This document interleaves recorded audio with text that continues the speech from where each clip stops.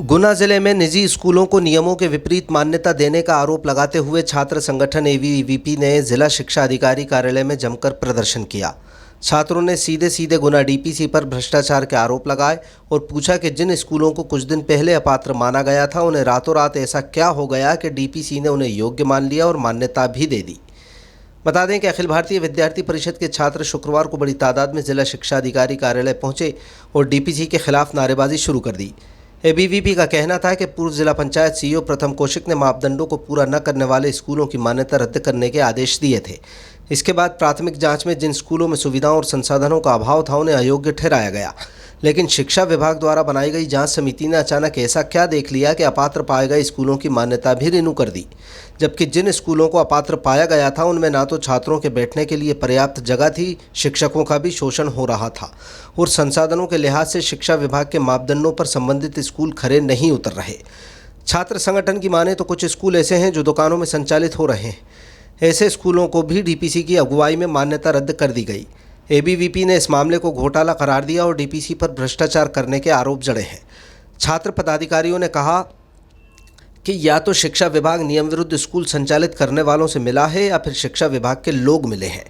छात्र संगठन ने शिक्षा विभाग को चेतावनी दी है कि अगर मापदंडों पर खरा न उतरने वालों की स्कूलों की मान्यता रद्द नहीं की गई तो संगठन शिक्षा विभाग में तालाबंदी करेगा और चक्का जाम किया जाएगा। इतना ही नहीं, कलेक्ट्रेट का घेराव करने की भी चेतावनी एबीवीपी के पदाधिकारियों ने दोहराई। शिक्षा विभाग में प्रदर्शन कर रहे एबीवीपी छात्रों को जिला शिक्षा अधिकारी चंद्रशेखर सिसोदिया ने आश्वासन दिया कि जल्द ही मामले की जांच कराएंगे।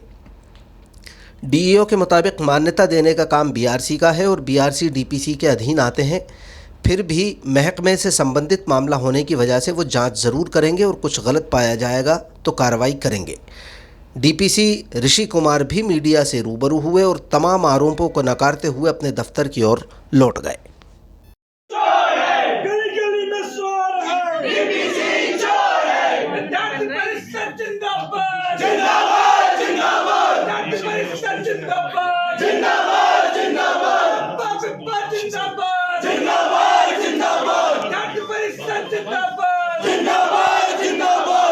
मुश्किल है क्योंकि जब तक परीक्षण नहीं होगा तब तक ये कहना एक निश्चित समय नहीं है, महीना भर या 15 ऐसा नहीं होता है। उसका समय लेंगे, महीना भर 1.5 महीना जितना भी लगेगा उसमें निर्धारित करेंगे। विद्यार्थी परिषद का आप पे आरोप है कि आप लोग जो कोई आरोप नहीं है, ये बेमतलब की बातें हैं। स्पष्ट रूप से तो सामने खड़े हैं। मैं आरोप कोई प्रमाण नहीं होते हैं। मैं फिर कह रहा हूँ, मैं इसकी पुनः परीक्षण करवाऊंगा। डीओ साहब से मैंने चर्चा की है। धन्यवाद। कितने प्राइवेट स्कूलों का मामला है? बहुत है, इसकी संख्यात्मक मेरी जानकारी अभी नहीं बता सकता हूँ, डॉक्यूमेंट्री है। आप ये कब से पदस्थ थे सर? कब से पदस्थ थे? पता है मैं कब से पदस्थ। नहीं तो पदस्थ थे तो आपको ये जानकारी नहीं अब तक कितने स्कूल है? Thank you. आज विद्यार्थी परिषद के विद्यार्थियों ने अवगत कराया है। अभी वर्तमान में हमारा आरएसके पोर्टल पर डीपीसी के माध्यम से प्राथमिक माध्यमिक विद्यालयों की मान्यता का काम चल रहा है, जिसको लेकर के गया है। तो अब हमने विद्यार्थी परिषद के पदाधिकारियों से निवेदन किया है कि ये मामला हमारे संज्ञान में आ गया है। अब हम इसकी एक जांच कराएंगे और देखेंगे कि अगर वास्तव में जो उचित है मान्यता की श्रेणी में आता है तो उसे मान्यता दी जाएगी। एक आरोप लगाया उन्होंने कि जिस तरीके से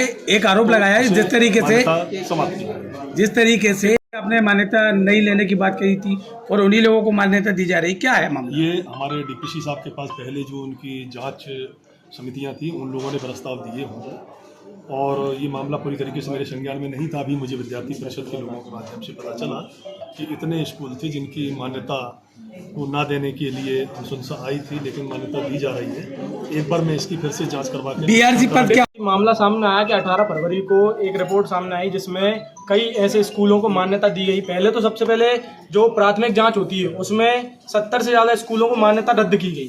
उसके बाद एक जांच कमेटी बनाई जाती है, जिस जांच कमेटी को सामने भी नहीं लाया जा रहा है शिक्षा विभाग द्वारा। उस जांच कमेटी ने किन बातों को ध्यान में रखते हुए जब प्राथमिक जांच में जब वो स्कूल नॉर्म्स पर खड़े नहीं उतरे हैं तो उन्होंने ऐसी क्या जांच करी कि 2 दिन के अंदर वो जांच पूरी सही हो गई और सारे स्कूलों को मान्यता दे दी गई। 56 स्कूल ऐसे हैं जिनको गलत तौर पर मान्यता दी गई है और आरोप ये है कि इन्होंने कुछ सांठ गांठ लेकर वो चीज़ कर दी गई। आप बताइए कि शिक्षा की गुणवत्ता दिन प्रतिदिन इतनी कम होती जा रही है गुना जिले में। शटरों में स्कूल चल रहे हैं, 2-2 कमरे की बिल्डिंगों में स्कूल चल रहे हैं, ये कहाँ तक सही है?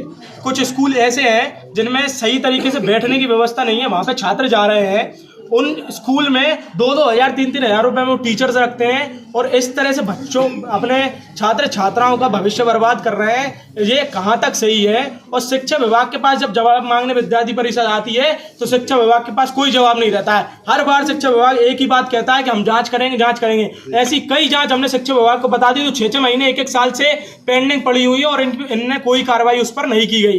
कई स्कूलों के नाम हमने खुद इनको बताए कि ये स्कूल किसी भी तरह से नॉर्म्स पर खरे नहीं उतरते हैं, आपने किस तरह से इनको मान्यता दे दी गई। अब आपकी क्या मांग है? हमारी मांग सिर्फ ये है कि जो स्कूल नॉर्म्स पर नहीं है उनको मान्यता रद्द की जाए। दूसरा, जो जांच कमेटी बनाई गई थी और जिस जांच कमेटी के साथ में जो लोग भी इस घोटाले में शामिल हैं उन सभी पर कार्रवाई की जाए, क्योंकि ये पैसा अभिभावकों का है, बच्चों के पेरेंट्स का है जो बड़ी मेहनत से कमाते हैं और ये लोग जेब में रखकर किसी भी स्कूल को ऐसी मान्यता दे देते हैं। कई बार ऐसे आदेश निकले हैं और इस सत्र में भी कई ऐसे आदेश निकल चुके हैं कि कई स्कूलों की मान्यता ऐसे रद्द की जाए, लेकिन इन लोगों ने उन पर किसी भी प्रकार से कार्रवाई नहीं की है। तो या तो शिक्षा विभाग उनसे मिला हुआ है या शिक्षा विभाग के लोग उनसे मिले हुए हैं। ऐसा ही चल रहा है। अभी रिसेंट मान्यता रद्द नहीं हुई तो आप क्या करेंगे? अभी हम लोग अगर मान्यता रद्द नहीं की जाती है, कोई कार्रवाई उन पर नहीं की जाती है, तो शिक्षा विभाग में ताला लगाएंगे और चक्का जाम कर एक बड़ा आंदोलन इनके खिलाफ की जाएंगे और हो सकेगा तो हम कलेक्टर साहब के कलेक्ट्रेट की घेराव भी करेंगे।